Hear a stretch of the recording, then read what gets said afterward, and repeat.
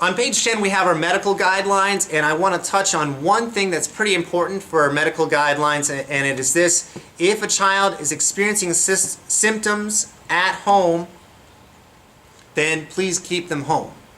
So if we've got somebody who is waking up in the morning and they're saying that their stomach is upset, they might throw up or something, please leave them home. We don't want people coming into school and making other people sick. We appreciate that in advance. Okay, number 11, you can read about emergency procedures there on page 11. Page number 12 talks about outside play guidelines, and very simply, if you this is dealing mostly with like temperature, weather conditions, as far as when we go outside, when we don't. We won't go outside if the heat index is over 100 or if the wind chill factor is below 0. Students are required to have a coat in order to play outside if the temperature is 55 degrees or below. And students are required to also have a hat and gloves if the temperature is below freezing. And if there is snow on the ground, we require students to have a pair of boots.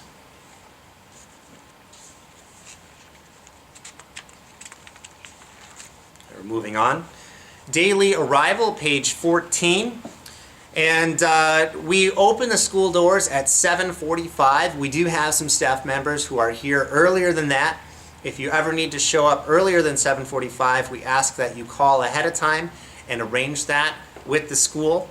Otherwise, the doors will be opened at 7:45, and we always encourage students to show up early. About 7:50 is a good time to plan on. That way, in case there's some extra traffic on your way in, students are still showing up on time.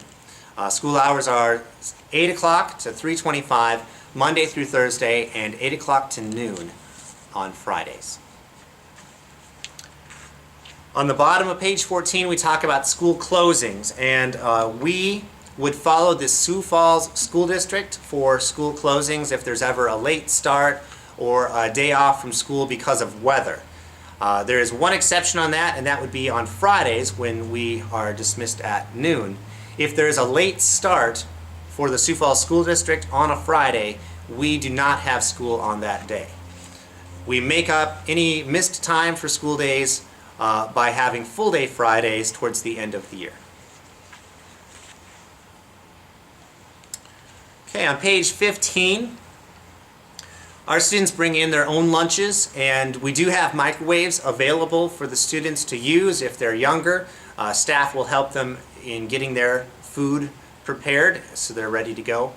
And we do try to stagger the lunch times. Kindergarten through 3rd grade dismisses at 11:15, 4th through 6th grade dismisses at 11:20, and then 7th through 12th grade dismiss at 11:25, as far as spreading out the usage of the microwaves. I would have one request, and we are not a peanut-free school. We do not want to enforce that guideline. However, we do have a student who attends currently, and on Tuesdays, please make sure that you can limit your peanuts that you would be bringing to school, peanut butter or things like that. That is a part-time student currently, but please keep in touch with the school if you want to know the latest on that.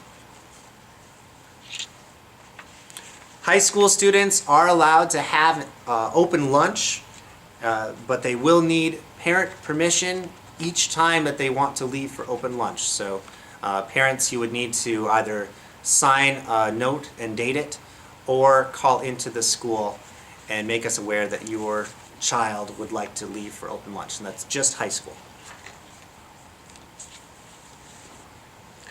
Absences on page 16. We want to keep absences to a minimum as much as possible.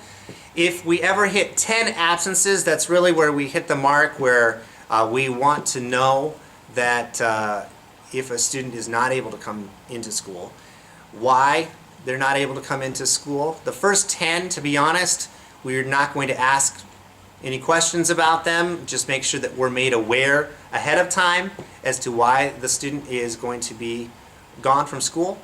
Since we are a self-paced format, an individualized curriculum, missing a day of school is not that big of a deal as long as that student is all caught up in their schoolwork. However, we would always need to know ahead of time whenever someone is going to be absent. And you also should know that it is possible for a student who is in the upper level to receive credit for a day of attendance from home, since you can log into the schoolwork online. That can be done by 6 hours of time spent logged in with satisfactory homework completion, or the completion of a full day's worth of coursework from home.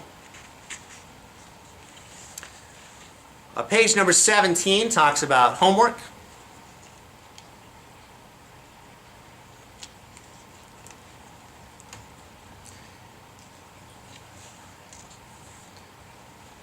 We need to be staying on task with our schoolwork, and every student would have their schoolwork paced out for them in order to complete a full year's worth of work by the end of the year.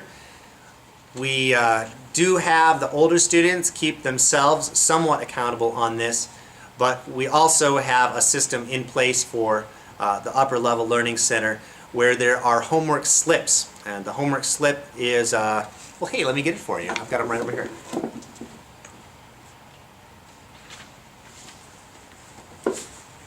This is a homework slip. I don't know why you can see it right there. And what we do is the students would fill this out, and they should get it initialed by a teacher. You, as a parent, would sign it when they take it home, and then hopefully they would have all their homework done. If they ever don't get their homework done, please just leave the reason why on the back of the homework slip.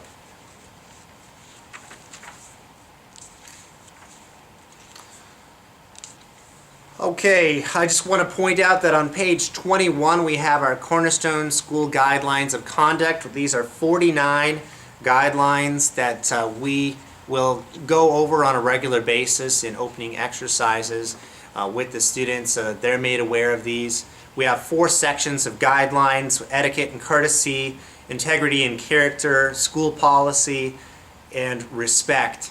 And out of these 4 categories, we've got several different types of guidelines that you can take a look at. Not going to go over all of them in this video. You can read them for yourself. Probably one of my favorites is number 19, and the students will all know this by the number, where I say, use your God-given wisdom in the circumstances of life. Bit of a catch-all guideline that basically tells the student they're responsible to think as to whether or not that was a good idea before they act. You can also read on page number 22 how the level model disciplinary system works. Don't have to follow that too often, to be honest with you. I really try to work with students on a case-by-case basis and make sure that when they do something that was not in accordance with what we're expecting of them as a student, to have the consequence match the crime, if you will. And also that they would remember the experience and not want to do it again. We certainly want the students to be made aware that we are for them and not against them, just like our Heavenly Father is for us and not against us. But when we do something wrong, we want to make sure that it is taken care of quickly and effectively. It is important for you to recognize that what we do for one student may not be what we do for another student. And I will even tell the students this: I am not trying to be fair. I want to make sure that you are improved the best way that we can possibly improve you, as far as making you aware of what needs to be corrected. Sure, sometimes that means that I'm not the most well-liked, but in the end, I feel pretty confident that the students recognize what I'm trying to accomplish with them. And you know, I'm fair for them, but not if you are comparing them to other students. An exception for one is not an exception for someone else. On page number 24, I just want to touch on birthdays, which is up at the top. You can read the rest of the page for yourself. We celebrate birthdays at Cornerstone School.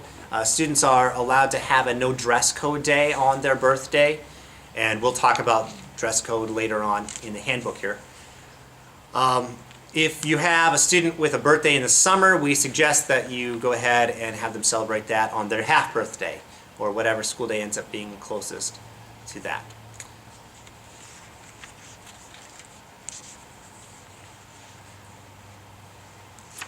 Okay.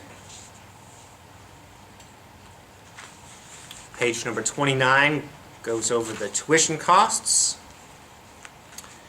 Page 31 through 33 would be for high school students and parents of high schoolers to know what the requirements are for graduation. By default, we set all of our students up to be on the college preparatory course of study, and so if we ever deem it to be, that student is capable of going towards an honors diploma, or whether or not the college preparatory is perhaps a little too rigorous for them, then we would suggest going with either the standard diploma or the honors diploma.